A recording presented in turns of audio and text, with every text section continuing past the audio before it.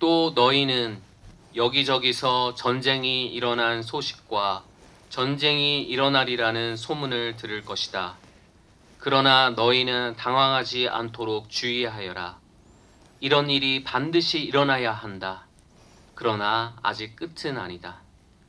민족이 민족을 거슬러 일어나고 나라가 나라를 거슬러 일어날 것이며 여기저기서 기근과 지진이 있을 것이다.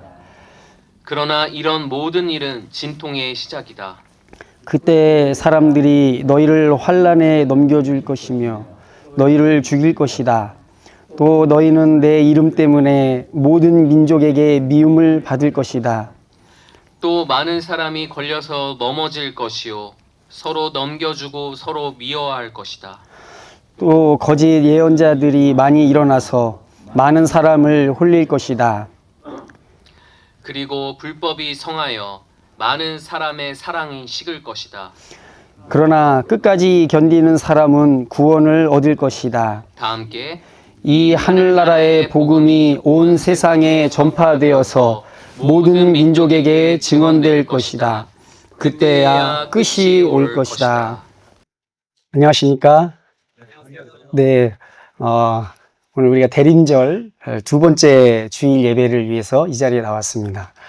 오늘은 좀 약간 썰렁한 느낌, 초반에 왔을 때 썰렁한 느낌이 들었습니다. 우리 어린 자녀들, 우리 어린 아이들도 없고, 또 우리 보통 예배 때 반주로 예배를 꽉 채워주던 우리 사모님도 계시질 않아서 뭔가 이렇게 빈 것 같은 그런 느낌이 강하게 들죠. 우리 어린 아이들 생각하면 뭐 예배 때 막 시끌시끌하고 막 그러긴 했는데 가만히 생각하면 예배 가운데 핵심 인물이 아닌 사람이 없구나라는 생각을 다시 한번 하게 되었습니다.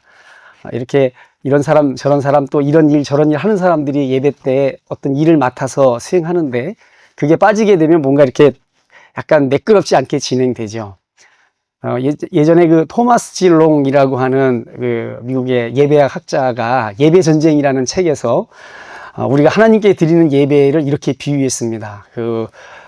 어머니의 날, 부모님의 날에 이제 자기들을 두 자녀들이 침대에서 나오지 말아라 아침에 그러더래요. 침대에서 일어나지 말고 그냥 기다리라고 그러면서 자기네들이 가서 부모를 위해서 막 뭘 하더라는 겁니다. 막 지지고 볶고 태우고 막 그러면서 그래가지고 이제 부모님의 날이라고 이제 그걸 들고 침대에 앉아 있는 자기 부부를 위해서 그걸 들고 들어오더라는 거죠.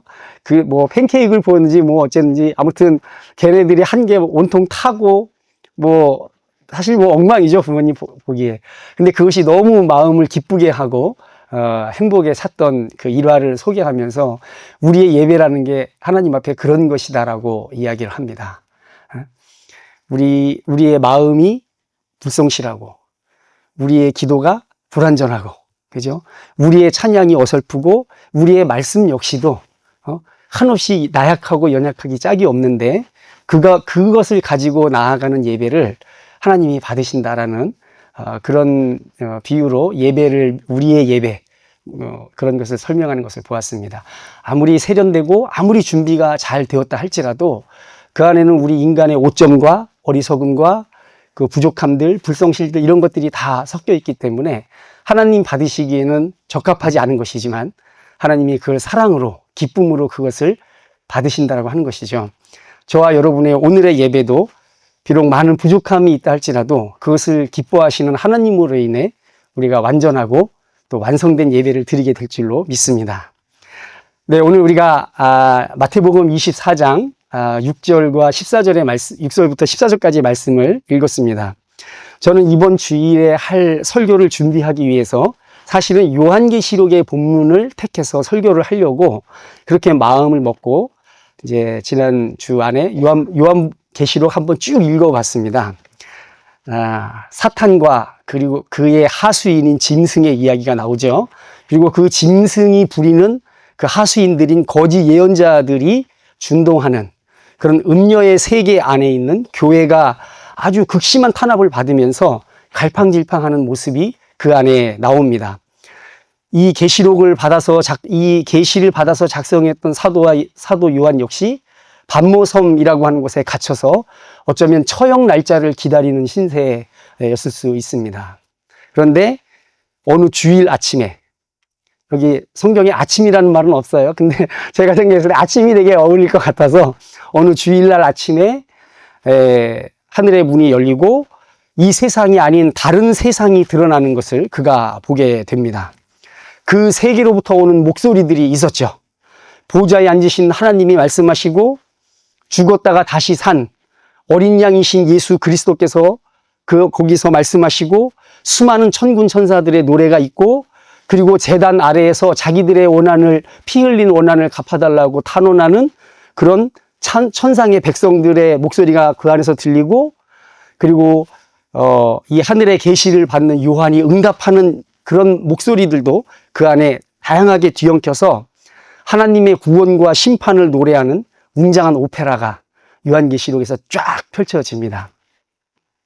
제가 계시록에 대해서 이렇게 간단하게 말하는 건 요한계시록을 읽는 걸 이제 지금에 와서는 이렇게 어렵다거나 혹은 또 두렵다거나 하는 그런 느낌을 갖지 않기 때문입니다. 물론 저 역시도 요한계시록을 읽으면서 해석이 안 되는 부분도 많고 당연히 이해가 되지 않는 부분도 많죠. 하지만 요한계시록에 분명한 목적이 있습니다. 그것은 우리에게 공포심이나 두려움을 주기 위해서가 아니라 이 땅에서 하나님의 이름으로 예수 그리스도의 이름으로 살아가려고 하는 우리의 연약한 우리들을 격려하고 위로하고 그리고 돕기 위해서 이 요한계시록이 작성되었다는 사실을 그 목적을 알기 때문에 오히려 그 책의 목적에 부합하게 읽으면 읽을수록 위로가 되고 또 도전을 받습니다.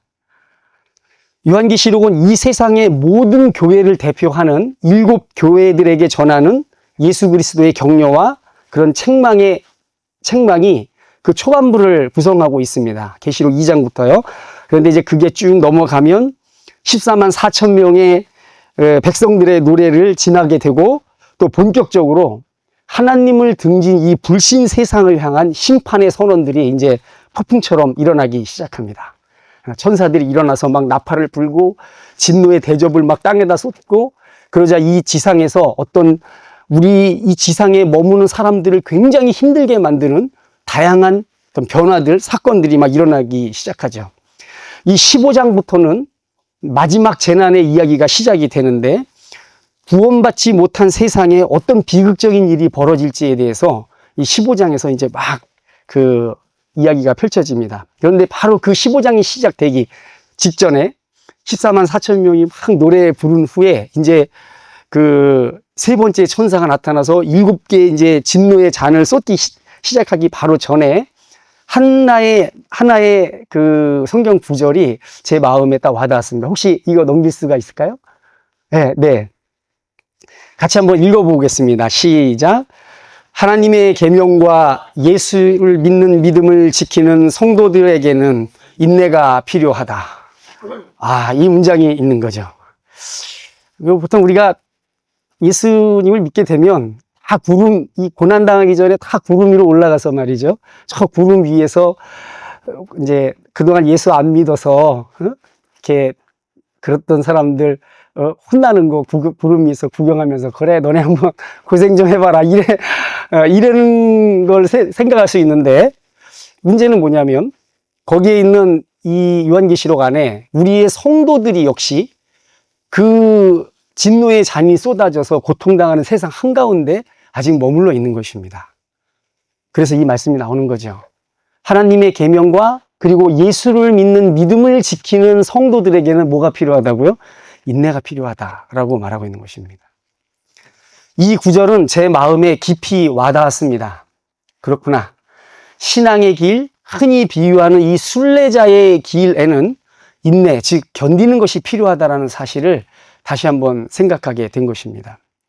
우리를 그리스도께 데려가는 이 믿음은 희열이 아니라 희열보다도 인내라고 하는 것이 우리의 믿음에 요구되고 그것이 이 인내가 우리를 그리스도께로 데리고 간다라는 생각을 하게 된 것입니다.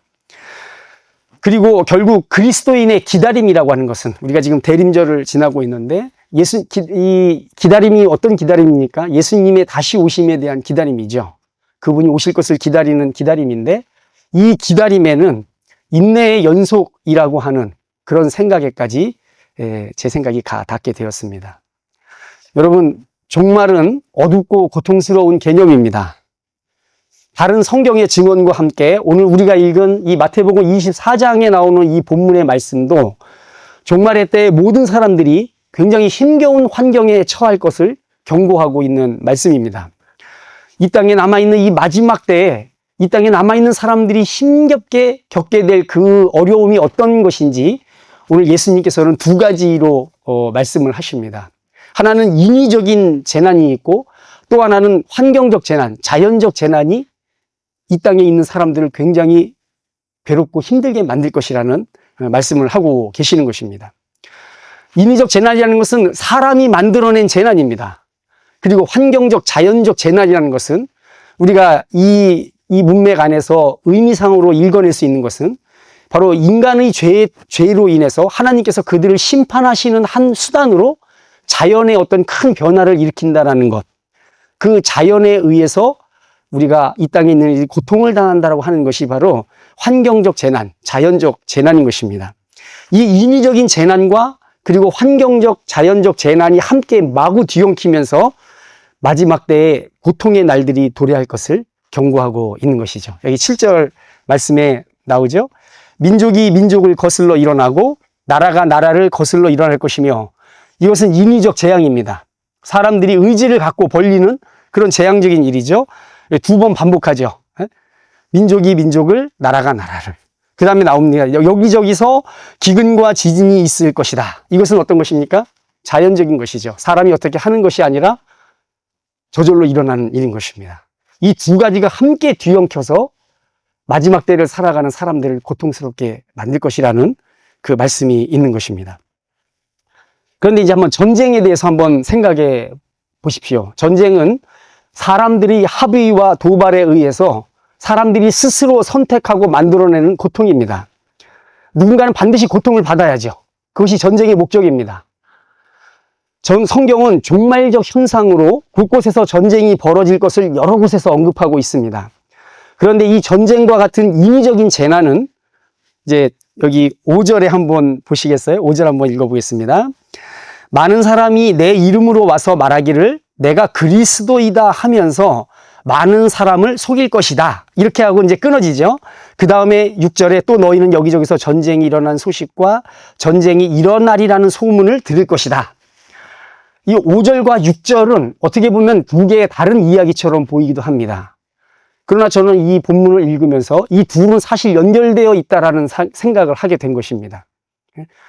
많은 거짓 그리스도들이 나타나면서 그 결과로 이 땅에 수많은 전쟁들, 인간이 인간을 대하여서 인위적으로 만들어내는 재앙들이 일어난다는 것을 생각하게 된 것이죠.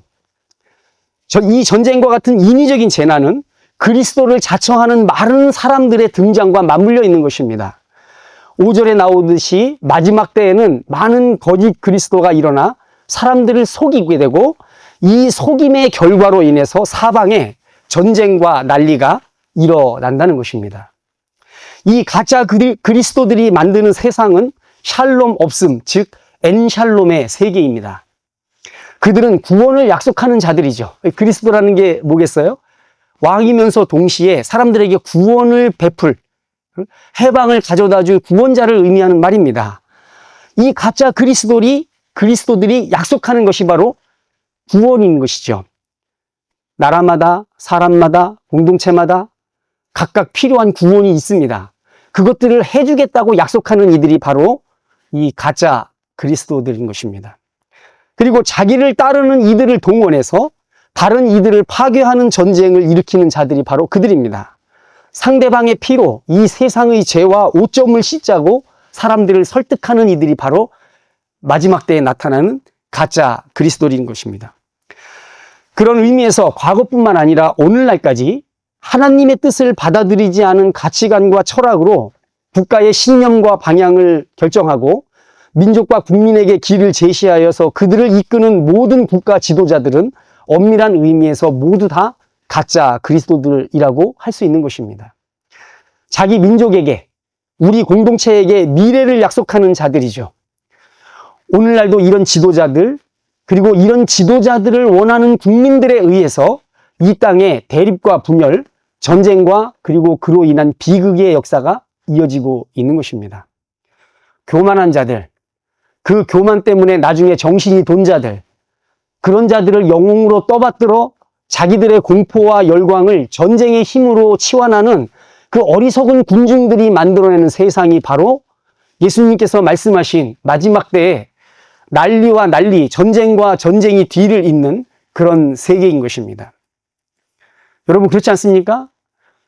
근세기에 들어와서 이 20세기에 들어나서도 2차 대전도 그렇고 보스니아 내전도 그렇고 중동에서 일어나고 있는 각종 전쟁들 모두가 다 정신병 같은 지도자들을 떠받드는 국민들이 만들어내는 전쟁인 것입니다. 게다가 가짜 그리스도들의 등장과 그 영향력은 국가적, 조직적 형태의 분쟁뿐만 아니라 그 아래로 내려가면서 인간과 인간 사이의 사적인 영역과 신앙적 영역까지 침투해서 들어와 파괴한다라는 걸 예수님은 말씀하십니다. 먼저는 예수 그리스도의 뒤를 따르는 신앙에 대한 적대감이 세상에 증가하게 될 것이라고 본문은 말하고 있습니다. 아마도 이 공동체 안에 인간과 인간 사이의 신뢰와 친밀성이 파괴되는 현상을 예수님께서 말씀하고 계시는 거죠.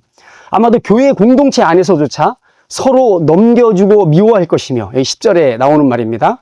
그리고 그 결과적으로 12절에 불법이 성하여 많은 사람의 사랑이 식을 것이다 라고 하는 이 말씀은 오늘의 현실과 아울러서 가만히 헤아리다 보면 폐부를 찌르는 말씀이 아닐 수가 없는 것입니다.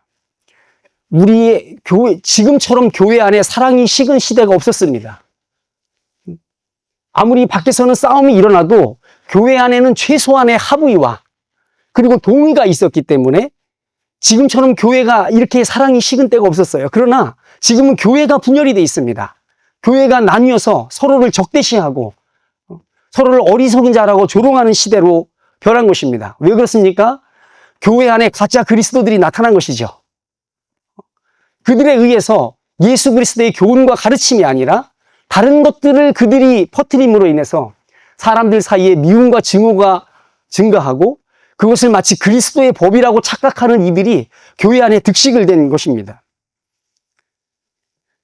불법이 성하여 많은 사람의 사랑이 식을 것이다. 이 12절의 말씀을 가만히 보십시오. 여기서 말하는 불법이 뭘까요? 이 시발점, 이 종말의 때의 시발점은 사실은 분별력과 관련이 있습니다. 그러니까 사람을 잘못 알아보는 것이죠. 속이는 자들을 알아보지 못하는 데서부터 가짜 그리스도들이 세상에서 활개를 치게 되고 그로 인해서 이 세상에 비극과 혼란이 초래되는 것입니다. 그래서 오늘 우리가 본문이 없지만 우리가 6절부터 읽었죠. 그 앞에 4절에 보면은 이런 말씀이 나와요. 예수님께서 이 말씀을 시작하는 초반 입구에 이렇게 말씀하십니다. 예수께서 그들에게 말씀하셨다. 누구에게도 속지 않도록 조심하여라. 그러니까 이 마지막 시대를 문을 여는 이 핵심적인 특징 첫 번째 시발점은 분별력인 것입니다. 알아보지 못하는 것이죠. 이것이 마지막 때의 증상의 시발점입니다. 누구에게도 속지 않도록 조심하여라. 우리 신앙인들은 예수 그리스도의 길을 따르는 것과 그렇지 않은 것을 분별하는 눈을 가져야 하는 것입니다. 그리고 그것을 우리에게 함양시키고 그것을 우리에게 단단하게 무장시키는 것이 하나님의 말씀인 것이죠. 그런데 그것에 실패하게 될 때 혼란이 찾아오게 되는 것입니다. 엔샬롬의 세계, 다시 말해서 샬롬이 파괴된 세계가 도래하는 것입니다. 오늘날 우리 그리스도의 교회들이 도달해 있는 상황이 이런 게 아닐까 싶은 겁니다. 전 세계가 외부적으로 보면 전 세계가 강력한 지도자들을 요구하고 있습니다. 그들은 하나같이 자기가 이 나라를 구할 수 있는 존재라는 걸 부각시키기 위해서 정치적인 수사와 선동을 연구하는 사람들이 바로 그들입니다. 열광하는 군중일수록 다루기 쉽다라고 누가 말했죠? 우리의 지도자들, 정치 지도자들, 종교 지도자들 누구나 할 것 없이 자기 앞에 있는 대상들을 열광주의에 빠뜨릴 그런 이슈를 연구하고 어젠다를 개발하고 그리고 그들의 마음을 움직일 이 수사, 레토릭을 개발하는 사람들이 바로 그들입니다. 자기를 지지하는 이들의 마음 어딘가에 그들의 마음 어딘가에 있는 이 발작 버튼이 있는데 그 발작 버튼을 누를 그것만 연구하는 사람들이 바로 그들인 것입니다. 그들이 전문 분야고 그들의 주업이 바로 그것입니다. 그래서 사람들을 간절한 기대 혹은 불같은 증오심에 휩싸이도록 유도하는 것이 그들이 하는 일입니다. 이것이 가짜 그리스도들이 세상을 장악해가는 방법인 것입니다. 이 거짓 그리스도들이 아침에 일어나 잠자리에 들기 전까지 하는 일은 어떻게 다른 인간을, 다른 공동체를, 다른 민족을, 다른 나라를 우리의 상대로 삼아서, 원수로 삼아서 그들과 대립할 것인가, 나를 따르는 사람들을 어떻게 그들과 대립시킬 것인가, 그것만을 연구하는 사람들이 바로 이 거짓 그리스도들입니다. 그들을, 내가 상대로 설정한 상대방들을 어떻게 억누를 것인가를 볼모라는 것이 바로 그들의 전문 분야인 것입니다. 이것이 어떻게 우리 주 예수 그리스도의 모습과 닮은 모습이라고 할 수 있겠어요?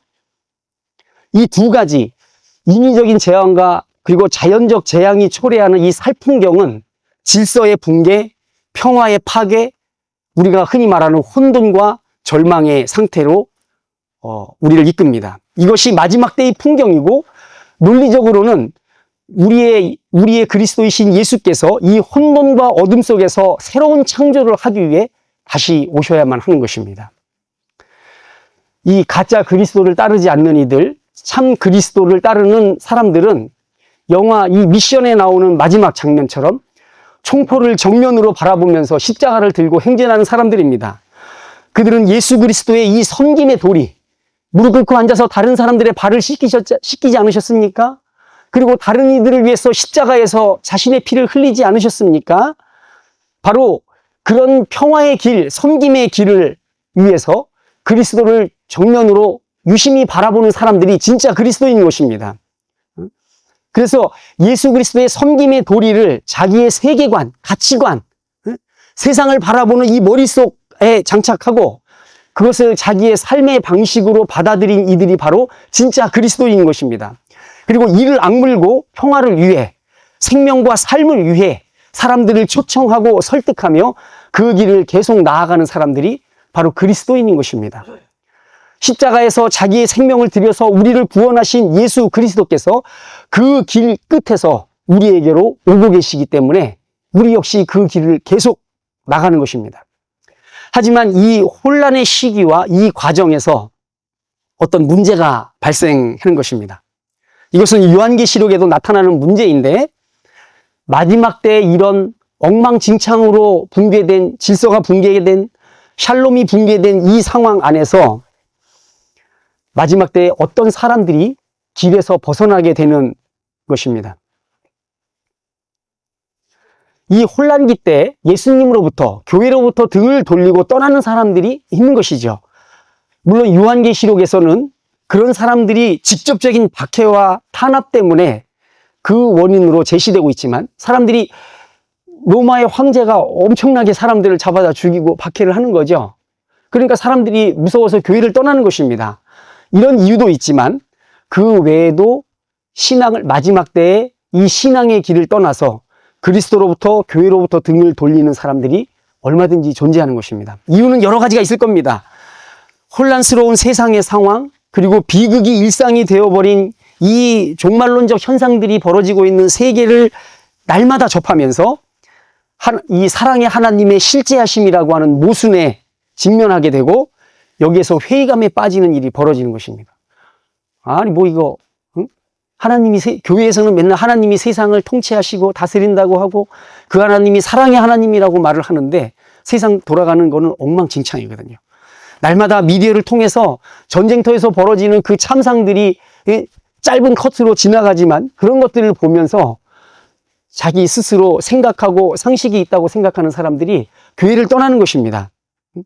이 회의감이 지속되면서 인간의 도덕적 감수성과 날선 양심 앞에서 이 종교라는 건 한없이 무력하고 허술하기 짝이 없는 논리처럼 보이는 것입니다. 더 나아가 종교야말로 이런 분쟁과 혼란의 중심이라고까지 여기면서 말이죠. 떠나는 거죠. 종교보다는 차라리 인간의 양심과 도덕성이 훨씬 더 우월하다라는 생각을 하게 되는 것입니다. 밖에서뿐만 아니라 교회 안에서도 타락한 지도자들, 세습하고 성범죄 저지르고, 그죠? 자기를 위해서 치부하는 그런 타락한 종교 지도자들을 그런 사람들을 볼 때마다 신물이 나는 것입니다. 험악한 얼굴을 한 성도들 사이에서 벌어지는 이 공동체 안의 분쟁과 대립에 신물이 나고 말이죠. 뭐 경건한 것 같은데 당회나 아니면 무슨 목사님들 모이는 어떤 회의에 가서 있어도 그만 없어도 그만인 그 문제를 가지고 말이죠. 막 얼굴이 험악하게 변해서 막 법이 왜 막 이러면서 좀 있으면 멱살도 잡고 예전엔 뭐 권총도 꺼냈으니까요. 아시죠? 네, 그런 일이 벌어지는 거예요. 그러니까 이런 걸 보면서 신물이 나는 거죠. 그래서 진저리가 쳐져서 교회를 전전하다가 결국에는 교회와 선을 긋게 되는 경우도 있는 것입니다. 실망이죠. 이 과정에서 하나 생각해 볼 점은 우리가 흔히들 생각하기를 사람들은 먼저 교회를 떠난 다음에 그 다음에 믿음도 버리는 이런 과정이라고 우리가 생각하기 쉽지만 꼭 그렇지만은 않습니다. 이게 무슨 말입니까? 먼저 교회를 다니면서 예수님을 떠나고 그 다음에 마지막으로 교회를 떠나는 교회 안에서 어느 정도 버티기를 하는 거죠. 그러나 이미 그 마음 안에는 예수님에 대한 사랑, 믿음 이런 거 점차 없습니다. 믿음이 손가락에서 반지가 빠져나간 것처럼 믿음이 어느 순간 자기에게서 벗어난 거예요. 주의 깊게 그 신앙에 대해서 돌보지 않았기 때문에 항구에 메어놓은 배가 줄이 풀려서 자기도 모르게 스르르 빠져나간 것처럼 그렇게 믿음이 내게서 떠난 겁니다. 그러나 이 신앙생활의 관성 때문에 교회 생활을 어느 정도 하다가 나중에 이제 이런 일들, 아까 그 보지 말아야 할 꼴들을 보게 되면 이제 교회를 떠나는 것입니다.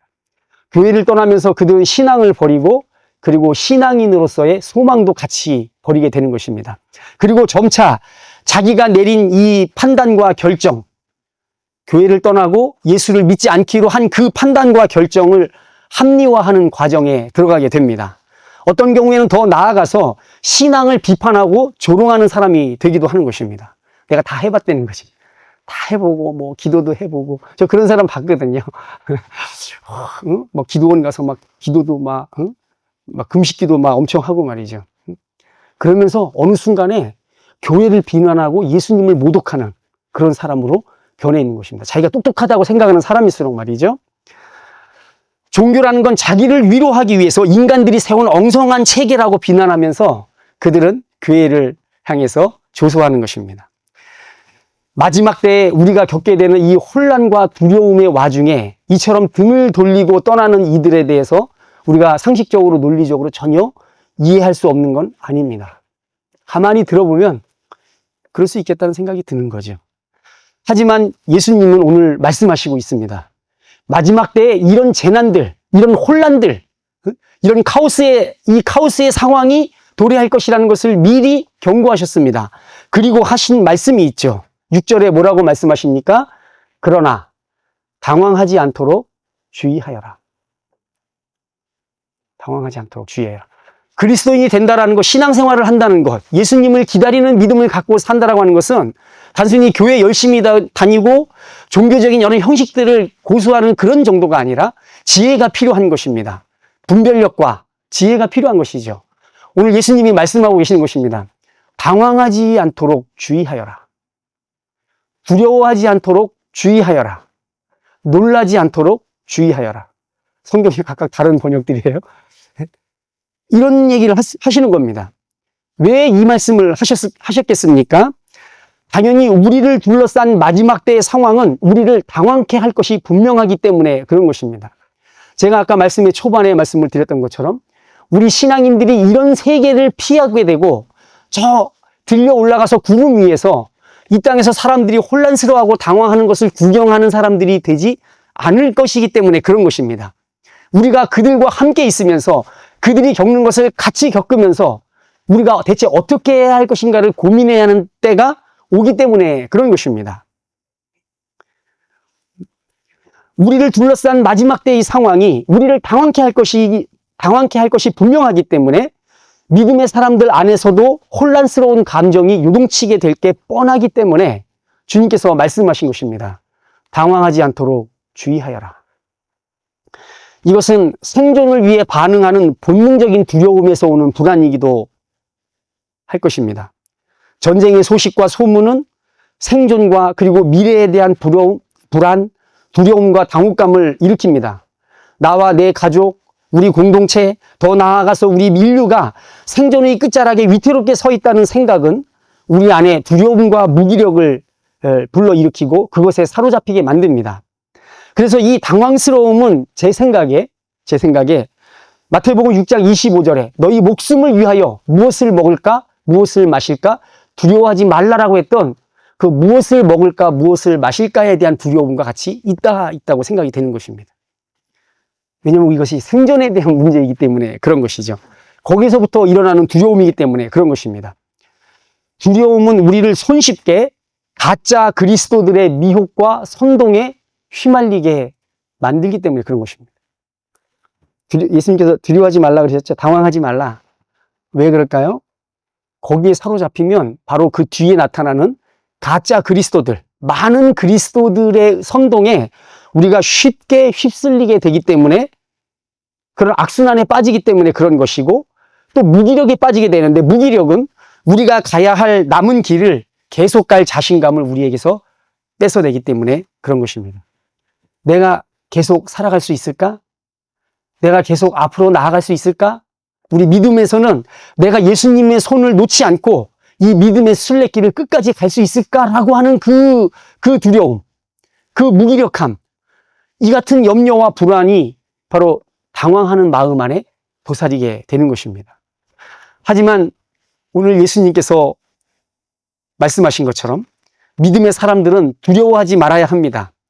이런 혼돈과 무질서의 현상들의 이 궁극적 결론을 성경이 우리에게 말해주고 있기 때문입니다.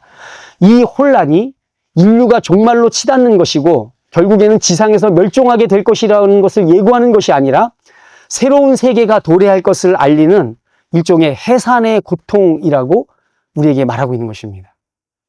아직 때가 아니다. 이것은 해산의 고통이다. 단지 예수님의 제자들은 이 종말적 재난들이 일어날 때 그 고통 중에 믿지 않는 사람들과 함께 머물 뿐이지 이것이 우리에게 최후 이 비극적 종말을 의미하는 것이 아니라는 것입니다. 마지막 때의 힘겨운 날들은 믿음의 사람들과 믿지 않는 사람들 모두 겪게 되는데 그때 우리 믿는 사람들이 가져야 할 것은 바로 당황하지 않도록 주의하는 것입니다. 그리고 믿는 이들에게 요구되는 것 마지막에 나오는 것입니다. 바로 견디는 것입니다. 끝까지 견디는 자는 어떻게 된다고요? 구원을 얻으리라. 견디는 것입니다. 여러분 이 본문에 견디어야 한다는 것이 13절에 나오잖아요. 근데 6절에 이 당황하지 말라라는 말처럼 명령문의 형태는 아닙니다. 6절은 명령문으로 돼 있어요. 그래서 개역개정 성경에는 두려워하지 말라라고 돼 있거든요. 그러나 13절은 견디는 자는 그 구원을 얻으리라고 얘기하는 이 부분은 명령문의 형태는 아니지만 견디는 것이 구원의 조건으로 제시되고 있다는 점에서 이것은 의미상 차이는 없습니다. 명령과 같은 것이에요. 너희가 구원을 받은 자 아닌가? 그렇다면 너희는 반드시 견뎌야 한다. 이렇게 우리가 볼 수 있는 것입니다. 뒤집어 말하면 견디는 것이야말로 구원받은 자의 표식으로 이해할 수 있는 것이기 때문에 그런 것입니다. 그러니 이것은 명령입니다. 아직 종말이 아니기 때문에 종말의 커튼이 열리지 않았기 때문에 제자들이 할 일은 새로운 하늘과 새 땅이 열리기 전 새벽을 향해 나아가는 이 어둠의 시간을 견디면서 주님을 기다리는 것, 이것이 제자들이 해야 할 일인 것입니다. 이 고통의 시간, 당혹감의 시간, 두려움의 시간은 구원받는 자와 심판으로 나아가는 자의 가시적 변별력을 갖는 시간이기도 합니다. 무슨 말씀인지 아시겠습니까, 여러분? 이 혼란의 시기야말로 구원받는 자와 그리고 구원받지 못하는 자들을 분별하는 변별력의 시간이라는 것이죠. 이 재난과 고통의 시간이 마치 키질과 같이 알곡과 쭉정이를 구분하는 시간이 될 것이기도 하기 때문입니다. 이 시간 저는 이 본문에서 문자적으로 강조하는 바를 그대로 여러분께 말씀드리려고 합니다. 여러분, 견뎌야 합니다. 버텨야 합니다. 환상 가운데 천사로부터 이 말을 들었던 요한은 자기와 함께 믿음의 길을 걸어가는 형제들이 꽉 이 말씀을 붙잡기를 바라는 마음으로 계시록을 기록했을 것입니다. 소망이 끊어진 것처럼 보이는 두렵고 험악한 세계의 중심부에서 예수의 이름을 부르는 사람으로 살아간다라는 건 인내, 즉 두려움을 견디고 계속 앞으로 나아가는 것을 의미하는 것입니다. 심지어 이 두려움 안에는 나의 나약함에 대한 두려움, 내가 지금 너무 약하거든요. 그러니까 지금 내 약함을 봤을 때 앞으로 계속 할 것 같지가 않은 거예요. 야, 나는 이렇게 약한데 과연 이 길을 끝까지 내가 갈 수 있을까라고 하는 두려움이 우리를 엄습하는 것입니다. 온 사방에 두려움이 안개처럼 번져서 우리의 마음을 약하게 하고 우리를 무릎 꿇리게 하려고 하는 그런 힘들이 작용하고 있는 것입니다. 바로 이때 내 자신의 나약함을 보면서 나는 스스로 두려움에 빠지기도 하는 것입니다. 견딘다라고 하는 것은 이 정태적인 묘사, 이게 정태라고 하는 것은 이렇게 움직이지 않고 가만히 있는 그런 모습이지 않겠습니까? 견딘다라는 건 그런 것이 아닙니다. 견딘다는 것은 눈앞에 가로막고 펼쳐진 이 불투명한 미래 그 너머에서 우리를 향해 오고 계시는 예수 그리스도를 향해 나 역시도 계속 나아가는 것을 의미하는 것입니다. 멈춰 서 있는 건, 그리고 맥이 풀려 주저앉는 건 견디는 것이 아닌 것입니다. 나를 위해서 생명을 들이신 예수 그리스도의 이름을 계속 불러야 합니다. 주님, 예수님, 나의 주님, 그 이름을 계속 불러야 합니다.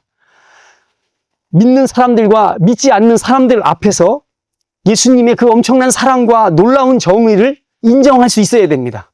사람들 앞에서 인정하세요. 예수님의 크심을 인정하십시오. 내가 예수라고 하는 그 이름을 높이고 싶어 하는 사람이라는 걸 다른 이들이 알게 하시길 바랍니다. 야, 저 사람은 예수님을 정말 공경하는 사람인 것 같아 라는 것을 다른 사람이 알게 하라고. 그리스도인 아닌 척 하면서 살지 마십시오. 이것이 사람들 앞에서 예수님을 시인하는 것이고, 그런 사람들을 예수님께서 하나님 앞에서 나도 그런 사람들을 시인하겠다고 말씀하셨습니다. 그러니 나 교회 안 다니는 척, 예수 안 믿는 척 그렇게 하시면 안 됩니다. 내가 예수님을 높이고 싶어하는 마음을 가진 사람이라는 것을 다른 사람들이 알게 하십시오. 그러면 여러분은 미움을 받겠지만 동시에 사랑도 받을 것입니다. 사람들이 진짜 예수 믿는 사람들을 미워만 하지 않습니다. 사랑도 합니다.